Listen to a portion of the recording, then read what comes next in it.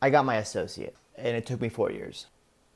Borger. I had a dream that I want to become a professional soccer player, and that dream died. I just wanted to go through my story of how it took me 4 years and some lessons that I learned from it. So, graduated during COVID.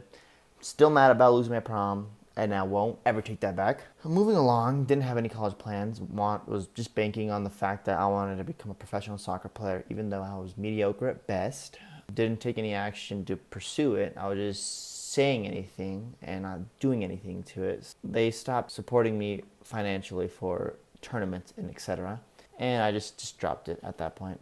And then I got into college. Well, they made me go into college. Graduating high school, they made sure I applied for at least one college, even a community college nearby. I applied for it. I got in, thankfully.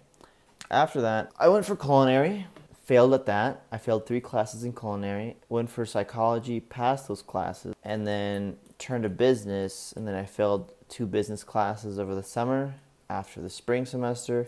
So going into the fall, I ended up failing 5 classes in total at the beginning of my college career. So that dropped me down to a zero point 0 in my GPA, which was not a good starting point. That's a contributing factor of why it took me 4 years. In that time, I went through a breakup, really bad one. I tried to commit unalive. I thought about it. I won't give myself that much credit. It wasn't a toxic pizza job work environment. It was complicated. If I'm looking over there, I have a little just notes, because if I don't have my notes, I'm going to branch off to everywhere. I have to really give credit to my girlfriend that I currently have for really helping me get through that tough time, because I was still banking on becoming a professional soccer player at a dead-end job and not taking college seriously. And she's like, get your shit together. And I'm like, that came in, I got a realization that no one was going to save me. Like, that 5 classes that I failed weren't going to be taken away. They were staying on my transcript no matter what I was going to say. So I took a class from history. I took some easy classes the fall semester. Very nice teacher, Professor Wayne. I don't know if you're watching this. I don't know if you're even alive, my man. But shout out to him. He really made all his classes use tutoring and use all the resources that you have at your disposal. And that really taught me, like, wow, there's so many more resources that I have at my disposal as I'm just not using. So I'm like, why am I not using it? And then I quit my job as well there. And then I switched my major to business.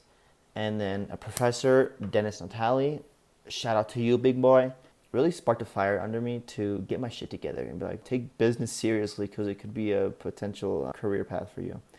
And I'm like, roger that, roger that. And after that, I was taking easy classes, gaining my confidence, and just bulldozing through those. I was able to improve my GPA from a 0 or below a 1.0 to above a 2.0, which was the minimum requirement for me to transfer to MSU Denver. And I made one semester and made the president's list with a 4.0.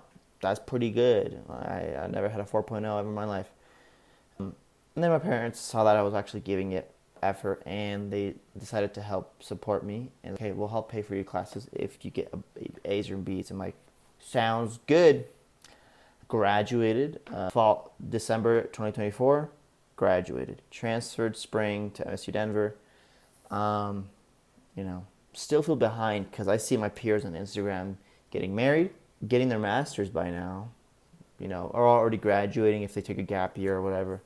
But they're doing lots of good things. And like people that I used to associate are pretty high up there. They're getting solid jobs of 6 figures more right off the bat, because I consciously made the decision at the end of high school to be like, I need to make some friends with some smart ass people.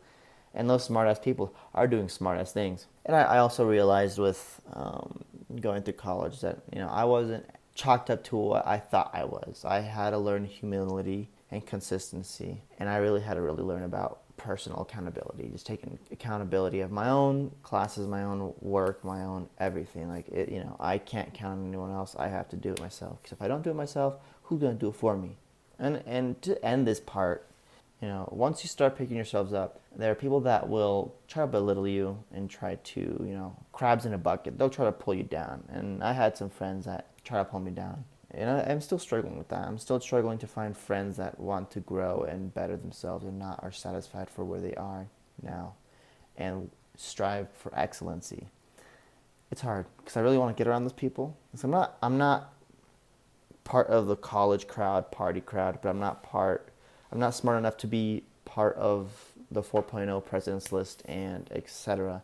I'm in that middle group of just between them. So there's not really a good friend group I can get into to be like, yes. Because it's not just academics I want to be. I want to be an entrepreneur, and I also want to be a content creator. So that's why I'm making this video, to document my journey in a way. I was talking to my sister, a very close sister of mine. Well, I have two sisters, but my eldest sister, I was talking to her about how I was, finishing up with college, and like I was telling her, like, once I realized how much resources there are, it's hard to fail. Like, I realized when you're just not getting in your own way, it's hard to fail. They give you so much support, and especially because she didn't really have much of income for the past 3 years, they kind of said, like, she needs full support, full financial aid. I'm like, take it. Free money for college. You get a job there, work, study, bam, you're good. You got income, and you got free college. I'm like, what else would you need? It's like getting a scholarship without getting a scholarship because you're broke. I was able to not persuade her, but inspire her to be like, get into college. Just try it. Because she was way more talented than I was in high school. Like, full 4.0 person. Like, her notes particular. She is my oldest sister is the reason why I passed high school. Because I had to take a very hard chemistry class.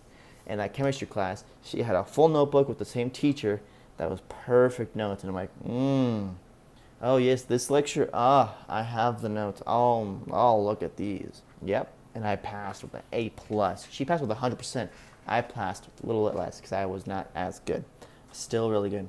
I like to say that, to just wrap this video up, no opportunities beneath you, especially for me. I had opportunities to go to ID soccer camps for Regis, a prestigious college here, a D2 college for soccer here. I never took up because I wanted to go D1, the best or none.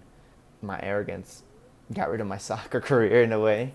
I had a pivot, and I didn't give up. Because if I gave up, I would still be at that pizza job, and I would be a deadbeat by now. But I didn't give up. I had to pivot. I had to adjust, and I had to adjust my sales a bit to see. I'm like, okay, I'm not going to a soccer professional pro. I should go to business, see how far I can get there. What's a quote I would like to leave you off with? The magic you're looking for is in the work that you're avoiding. The mental mindset, some podcast that I listen to, that he says that often, or he used to say that often, and I'm like, I really like that, because you can't really avoid the work that you need to do. And I needed to go to college, and I needed to kick my ass to find a personal accountability. That's just the story of me getting my associates in 4 years and what I learned from it, and how I was able to help some other people. Hopefully you got something good out of this. See ya.